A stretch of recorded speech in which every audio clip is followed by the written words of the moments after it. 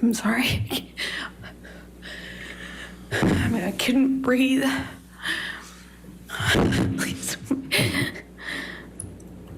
I don't. Please, I don't want to do this. I don't want to do this.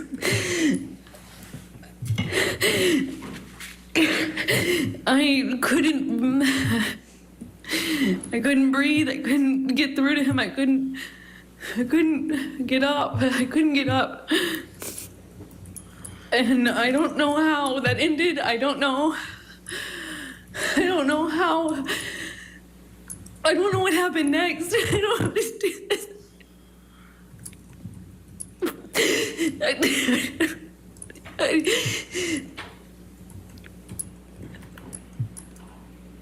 Oh God! The next thing I remember,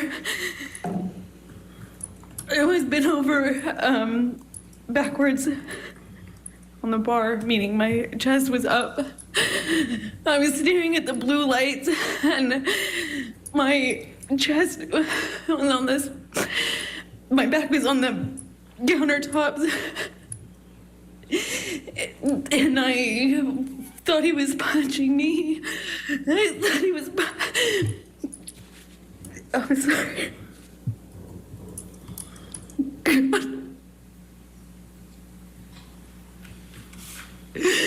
He was.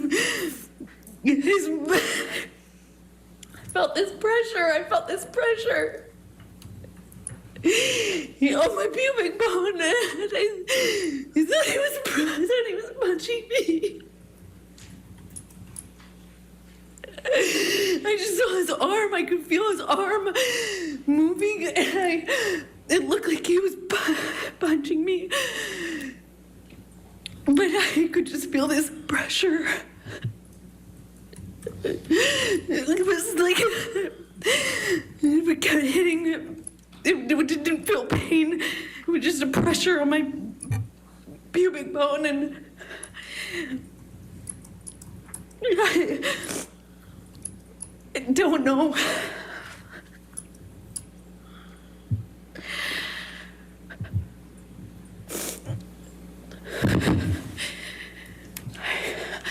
I don't remember what I said.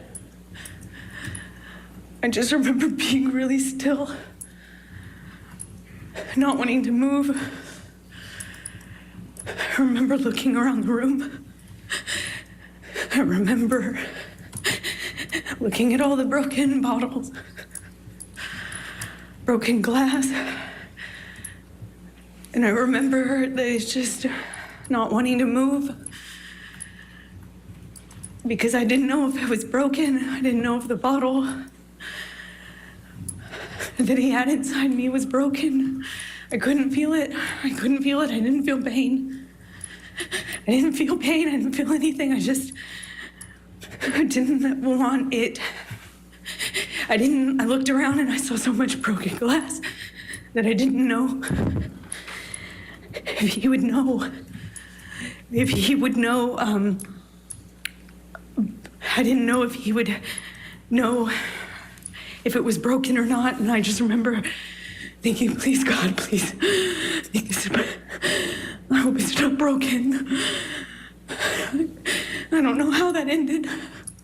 I don't know how I got off the countertop. I just remember it being in the bathroom. I remember retching. I remember the sound my voice was making. I remember I lost control of my bladder. I remember just retching. I remember there was some blood on the floor.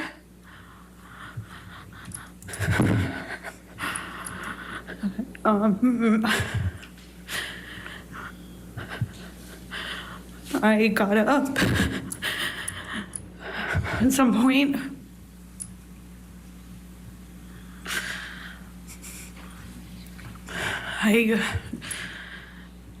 Don't know how that night ended. I don't remember what happened. I don't remember. I have a memory of him begging me not to leave. I remember going outside the front door.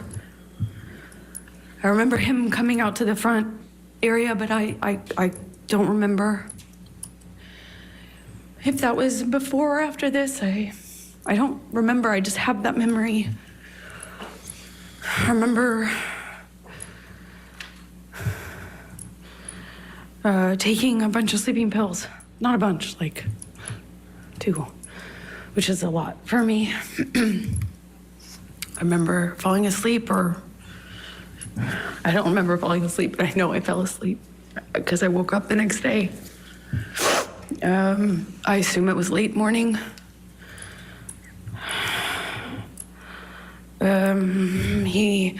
I could hear him downstairs. I could hear Marilyn Manson music, not in person. I could hear the music. Maybe he said it was Marilyn, or maybe I could recognize it. I don't remember, but I became aware of it. That's what I was hearing. It was blaring. It became clear, obvious to me when I walked downstairs. He was still up. He hadn't gone to sleep again. I walked downstairs and I saw this brown on the walls going down the stairs. And the brown on the walls became clear, like it became clear, like lettering. And then it was obvious it was dried blood. He had written down this, that we had a spiral staircase, like white cream walls. There was blood on the carpet. I could see blood drips. I thought it was from my arms or feet, but it was drips. So that plus the wall writing, I saw this brown letters on the wall, and then realized that he was trying, that it was meant to be a message, but it was incoherent. I saw what looked like my name, but I really couldn't make out most of the rest of the message. Walking down the stairs, I saw a bird in the house. I thought that was surreal. I went down to the main level where my painting studio was, and I had some canvases out. It was in the living room area. And by the time I got down to the bottom of the stairs, the dried blood had been kind of taken over by paint. It was blue, navy blue paint, and then brown paint. And then it was, on the walls, on the lampshades, pillowcases of the sofa cushions. There was blood. In the painting studio, my canvases had been covered with what looked like just brown, blue, green, red mess. It was just a mess. There was a painting that had, a painting that the owners had that had, like giant penis on it, and, some other things. There was a table overturned, a bunch of broken glass on that floor. I walked downstairs where I heard the music coming from, and that's where I found him, blaring this music. He was in the study, which is by the bar games table area off to the side, and it was just glass and blood and a broken window, and just, it looked like a mess. The table was collapsed, and I walked into the study. There was a couple unbroken empty bottles. I remember wondering where they came from. And he just looked, he wasn't there anymore. He wasn't there. It wasn't Johnny.